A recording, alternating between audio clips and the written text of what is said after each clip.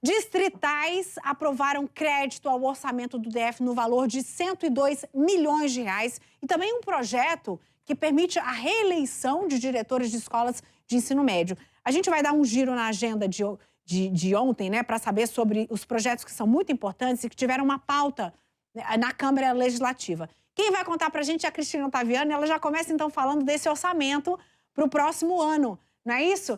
Bom dia, lindona, como vai? Oi, Neila, bom dia para você, bom dia para quem está com a gente aqui no DF no ar. Exatamente, viu? A gente teve uma pauta aí movimentada, esse projeto dos diretores da escola era esperado em bastante polêmica, houve inclusive audiências públicas a respeito desse assunto e também a questão dos recursos ali direcionados por parte de parlamentares para poder fazer aí algumas inserções, encaixar aí algumas despesas dentro do orçamento. A gente está aí na corrida contra o tempo, né, Neila? Lembrando que a gente termina esse ano com o término do mandato de alguns dos parlamentares da Câmara Legislativa aqui do Distrito Federal e a gente tem no ano que vem um novo governo, então existe aí uma pressa para uma ajeitada na casa, fora que essa questão do orçamento ela é determinante para que esses parlamentares possam entrar aí no chamado recesso parlamentar. Na semana passada foram votadas algumas questões relacionadas a propostas dos próprios parlamentares e essa semana está sendo reservada a essas propostas que são feitas por parte do Executivo, ou seja, o governador, o governo do Distrito Federal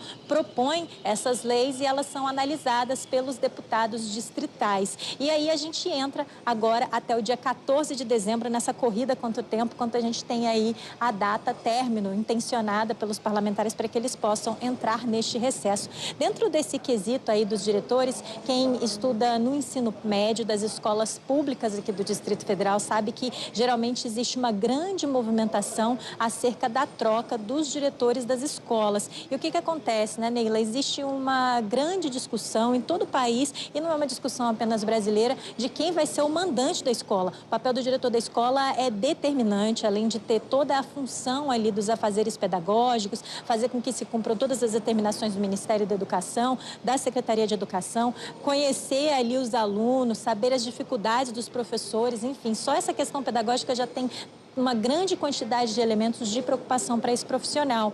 Além disso, ele é o gestor dessa empresa que é uma escola, ele compra, ele cuida das estruturas físicas da escola, ele faz planejamento, por exemplo, de questões tecnológicas, que tipo de aparelhos devem ser comprados, troca de computadores. Então, é uma escolha muito determinante esse capitão de todo esse navio que é uma escola pública em qualquer região e as regiões definem aí como que é feita essa gestão dos diretores nas escolas. A questão é a seguinte, a gente escolhe esse profissional por uma indicação da Secretaria de Educação, a gente faz uma análise curricular desse profissional, a gente deixa que a comunidade escolar, que conhece bem a sua realidade, faça essa escolha, veja como é um tema extremamente rico, né, em elementos e por isso gera tanta polêmica.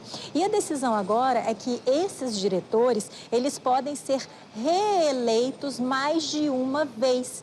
Com isso, esses diretores podem dar continuidade a um trabalho que eles já vinham exercendo, caso essa seja a vontade da comunidade escolar. Então, na prática, o que a gente vai ter? A gente teria o mandato desses diretores acabando agora no fim do ano.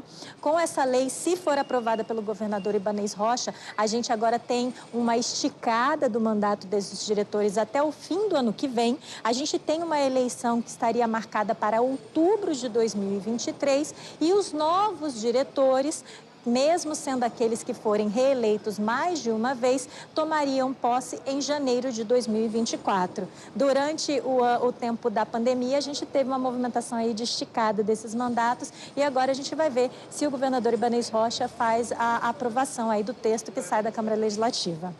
Tá, eu quero saber o que a gente pode falar de crédito orçamentário para o ano que vem. É isso aí, traz um detalhe mais aí pra gente.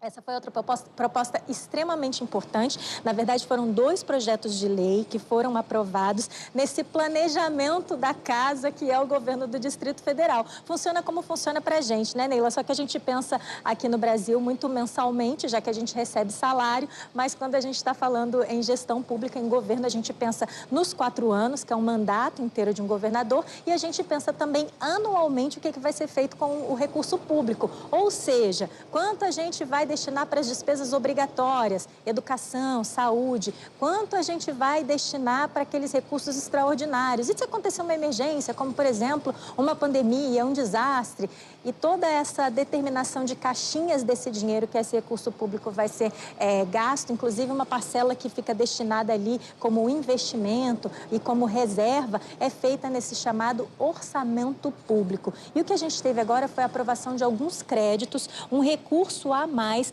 para áreas determinadas. Se você quiser saber mais elementos de qual foi, por exemplo, o parlamentar que está fazendo essa destinação desse recurso, você pode entrar no site da Câmara Legislativa com o número do projeto de lei. É muito fácil de acessar. É importante lembrar que cada um de nós somos os fiscais do trabalho dos parlamentares que estão trabalhando por nós lá na Câmara Legislativa. E basicamente, viu, Neila, eu tenho um resumo aqui, olha, de para onde vai esse dinheiro que acaba sendo aprovado nesses dois projetos de lei, que foram o 3.032 e o 3.036. Vai uma parte desse recurso para a Defensoria Pública, para o DER, Fundação de Apoio ao Trabalhador Preso, metrô. A gente tem ainda um recurso destinado ao Fundo dos Direitos dos Idosos e também ao Fundo da Procuradoria-Geral do DF. Então, você pode entrar lá para entender melhor, especificamente, como é que vai ser gasto o nosso dinheiro no ano que vem, a partir dessa aprovação que tem um segundo turno de rodada na casa hoje, a partir das 3 horas da tarde, porque essa é a regra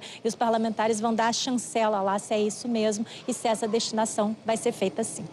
Tá certo, você tocou num ponto muito importante. Acompanhe o trabalho legislativo, entre no site das casas.